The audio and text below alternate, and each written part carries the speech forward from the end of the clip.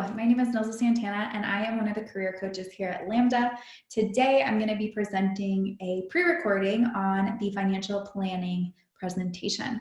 This is a combined presentation with the EU, Africa, and the US. Now, just because this is pre-recorded does not mean you cannot find me on Slack and message me, as this is a topic I love to engage with. So my name is Nilza, Nilza is my Slack handle. Feel free to shoot me a message about your thoughts or reactions to this particular presentation. Now, the goals are to individualize all the information that I am giving you today and think about what a realistic and sustainable financial plan would be for you. We all are coming to Lambda with many different backgrounds, economically, experience-wise, different jobs that we've worked or engaged with before here. So none of this information is one size fits all. It's just to think about and figure out what of it you could apply to your own individual life and context. But one thing that everybody will need to think about at some point during their job search is figuring out how to articulate what your salary expectations are when you're asked that question, what is your range for this particular role, or what your salary expectations are. Moving right along, there are cultural differences in regards to finances across the world. And so being that we have many different cultures in this particular presentation, I'm going to own that it might be a little bit more US-centric. However, this is a topic to individualize and think about it in your own context, and many of the strategies or tips that I'm sharing apply regardless of where you are. In order to make sure you're individualizing it, I want you to pause at this particular screen, give yourself at least a minute to kind of jot down some thoughts about where you currently are financially, where you've been, and what you're aiming for, so that you can give yourself some context of how many of these different aspects may have affected where you are today and maybe motivating where you're going in the future. This also ties into the fact that you probably have some targets and goals you want to achieve financially. And by bringing those to the forefront of your mind, you can be strategic with any source of income that you land upon, whether it be right now or after Lambda. So when money is coming into your bank account, you want to know where you want to put it towards, what you need to save, what you can do with it strategically so that you can fulfill these targets and goals. So again, take a minute to pause at the last two slides, rewind if you need to, keep this information in the forefront of your head so you can use all of the tips that I'm about to give you in your own individual context. Now, these tips for being fiscally responsible are highly encouraged. They're going to look different for everybody, but what it really comes down to is evaluating your expenditures, planning expenses, being cognizant of lifestyle inflation, paying off debt or being aware of accruing more or accruing it at all, establishing a savings, setting boundaries for yourself, learning to say no to yourself or maybe family and friends in your life, and then bonus, if you get to the point where you have some disposable income, maybe you want to learn how to invest it. So kicking this off with evaluating your expenditures, think about the last 2 weeks and when you pulled out your debit card, credit card, maybe it's cash. What were you spending it on? And if you have automated payments for subscriptions, how many subscriptions do you have? What are you spending your money on? Where is your money going? So take a moment, pause here as well, so that you can think about all of the expenses that you have and start to think about what's necessary in regards to you absolutely have to pay for this, and what's optional, so that if you ever needed to cut back or you wanted to reallocate some money towards a goal, you know what you could drop in order to achieve that goal. Now, evaluating expenditures is different than planning for expenses because evaluating is really seeing where you're at and how you've been spending money, whereas planning is more future-oriented. This might look like a budget for many of you. Maybe that's a budgeting app, a note in your phone to yourself. There's so many different ways that you could plan your expenses, and formulas or strategies, platforms, whatever works best for you, use that to plan your expenses and budget. But one challenge I do want to present to you in regards to this planning of expenses is avoid living paycheck to paycheck. Now, that might not always be possible. You might have some necessary expenses, and these necessary expenses are exceeding the current paycheck. So I completely understand if that is not a possibility for you right now, but when you do start to get to the point where you can maybe cut back some of your expenses so that you're under your paycheck, then you're giving room for yourself to be in a better place financially in regards to reacting to situations or a rainy day because you have some wiggle room. So if you can, try to avoid living paycheck to paycheck. With budgeting, I have two pie graphs here. Pie charts are not going to work for everyone, but this is really just to get you thinking about the fact that after Lambda, you guys are going to have an ISA payment. And for the US, that's 17% pre-tax. I also have one here for EU, that's 10%. Regardless of the percentage, this is something you need to be thinking about as you are advocating for yourself for particular salaries when you're pursuing roles, so that you know what's livable, since it is a chunk of what your salary before tax is. Now, with planning a budget, keep in mind that that salary range you're setting up for yourself, or that walkaway figure that you decide is the absolute minimum that you need, is less than what you're taking home. Taxes play into it, especially with different state, federal, etc. So you want to plan by looking at the possible salary you could be making, and you'll notice this screenshot here to the right with a hypothetical budget is actually part of a budget spreadsheet I'm going to be dropping in the channel for you, so you can play with this. But you have your hypothetical budget with the annual salary, and it breaks down into what your disposable income is, what you're actually taking home within your pocket, so that you could plan for it. I have one that also applies to EU as well, so all of you will be able to play with this. But a couple of reminders about ISAs, since this is completely related to financial planning. For US and EU students, you guys are using LEAF and EdAid. You want to make sure that you're updating your accounts with all of the appropriate information whenever you get hired, you have a start date, etc. Now for the US, your ISA is triggered when you make $50,000 from jobs in software, data science, cybersecurity, or information technology, anything within that tech sphere. And then for EU, it triggers at 25 GPV or 27,500 euro, regardless of the industry you're in. Now, if you have individual questions about ISAs and how it might relate to your individual situation, I would encourage you to go ahead and open a front desk ticket through Slack so that you can ask the question as it applies to you.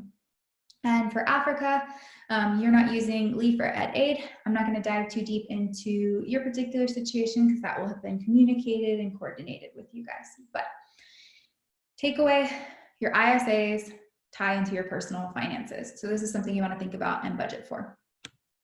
Now, other things you want to think about in regards to your income is lifestyle inflation, which is this idea that when your income increases, many people tend to see an increase in their expenses and what they're spending their money on, but they forget to account for future-oriented funds or savings, and there's no increase in that savings pool that they might or need to create, that they might have or need to create, right?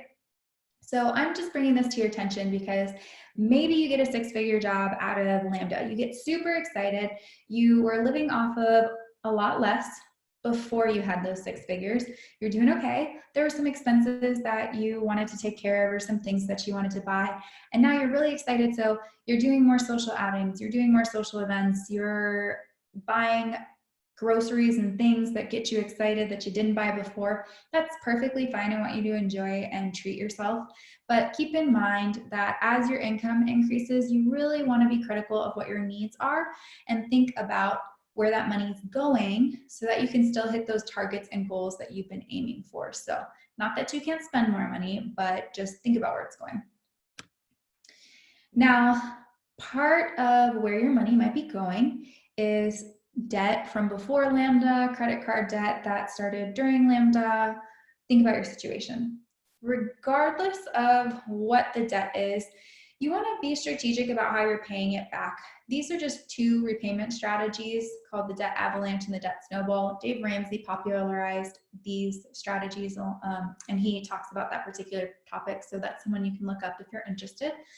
But the idea behind the debt avalanche and debt snowball is if you have multiple pools of debt, with the debt avalanche, I'm going to take the debt that has the highest interest rate, and I'm going to start with that one, because ultimately the interest rate is what forces you to pay out more money from what you borrowed, and you spend more than you needed to for that initial loan or when you initially swiped the credit card, because it's growing as it's sitting there, right? So pay off that higher interest rate so you're not paying as much towards it.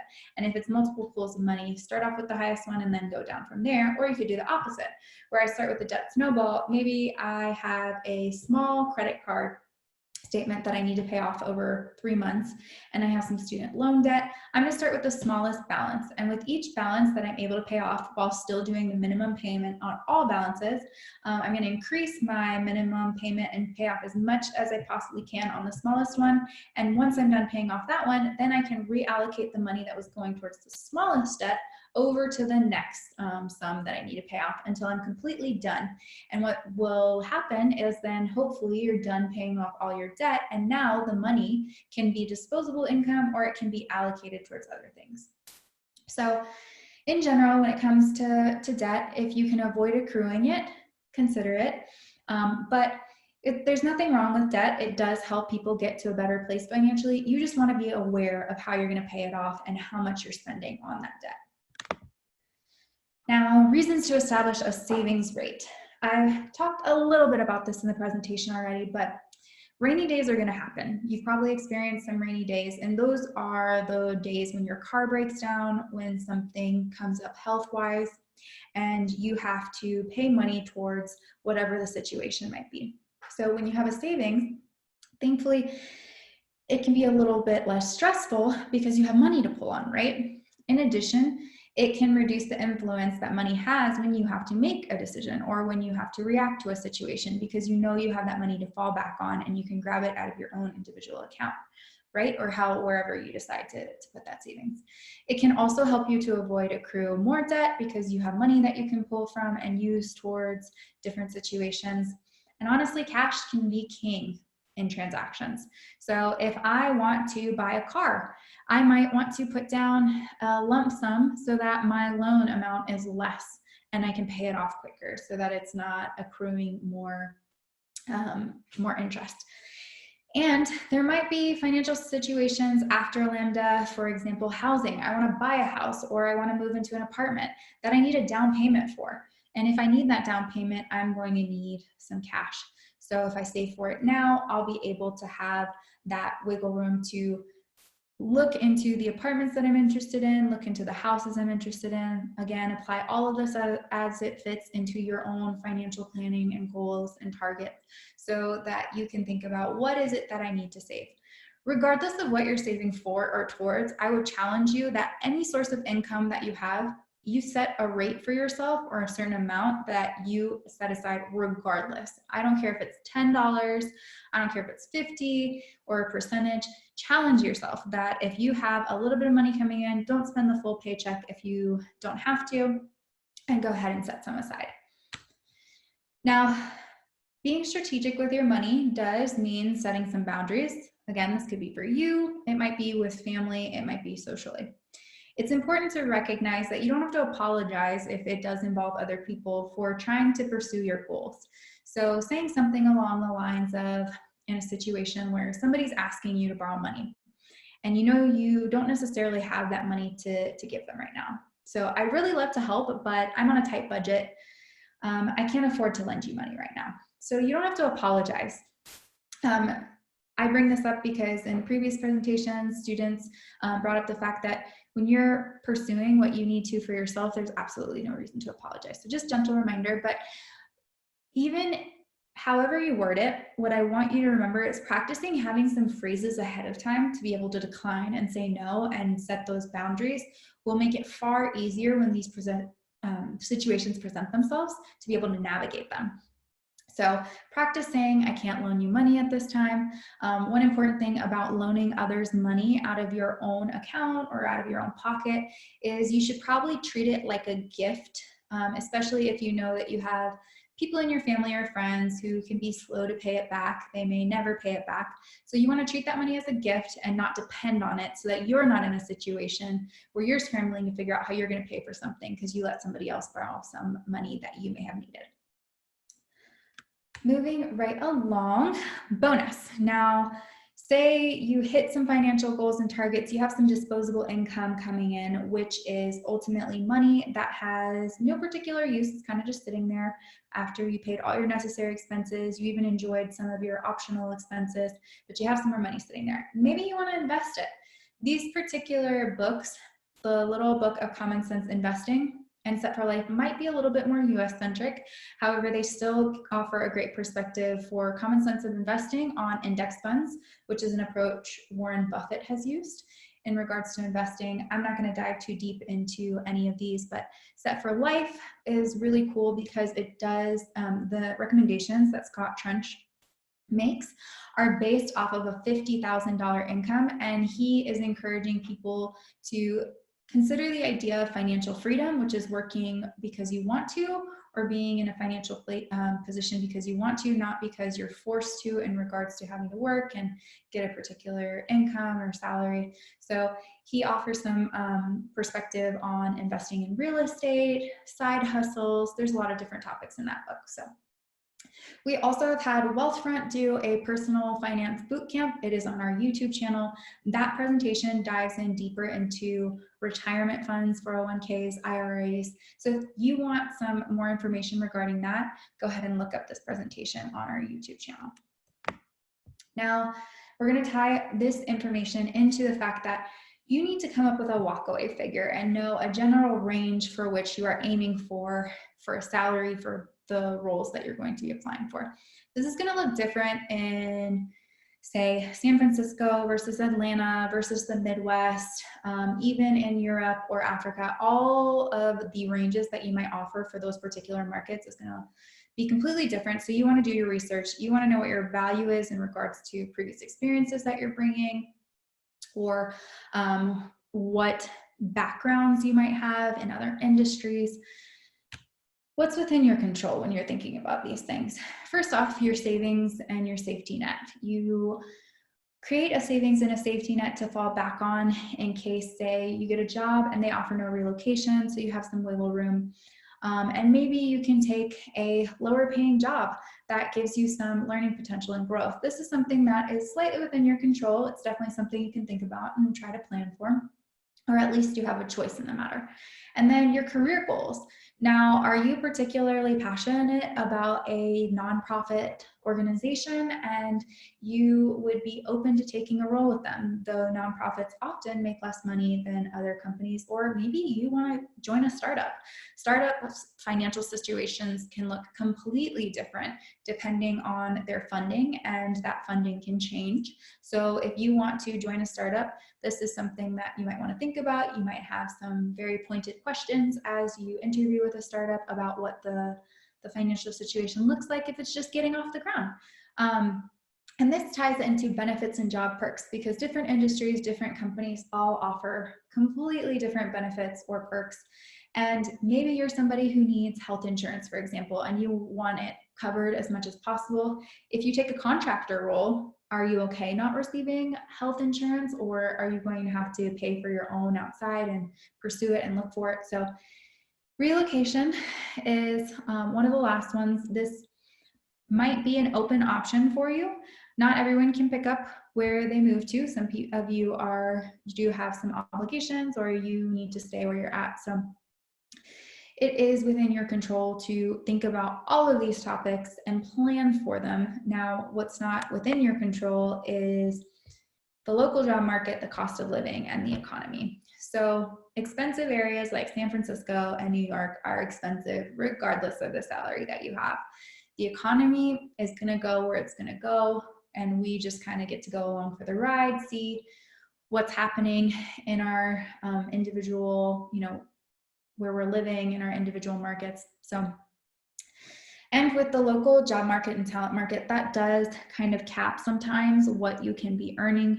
But again, what's in your control is doing some research, thinking about all this, how it applies to you, and what you can plan for in order to react to all of this. Now, one tip that I have for you, regardless of where you are at in the world, is to always negotiate. There are a few exceptions that I would say apply to negotiating, but for the most part, you should at least inquire if there's room for negotiation with a role.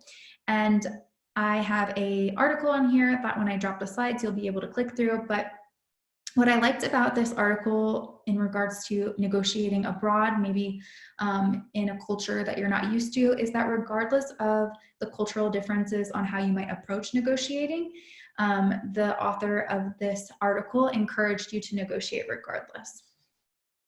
Now, when you're negotiating, some pro tips include doing your research. I feel like I've said that several times, along with considering the market, but it's the truth. You want to know what market you are planning for, aiming for, and job searching within. You also want to be prepared for this question to come even before the phone screen, as many applications are going to require you to put a range. It might be a question in an email that a recruiter sends you, but on that phone screen, if the recruiter decides to ask you on the spot what your salary expectations are, have an answer prepared.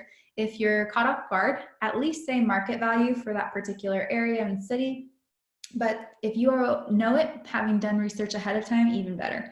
And giving a range is generally more advisable than picking one number, just so you have some room to consider, the company has some room to consider for that role.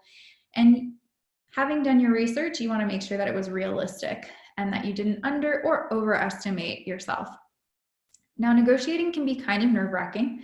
I'll own that, and it might be for many of you, the first time that you're having this type of conversation, but it is a conversation, it's not a confrontation.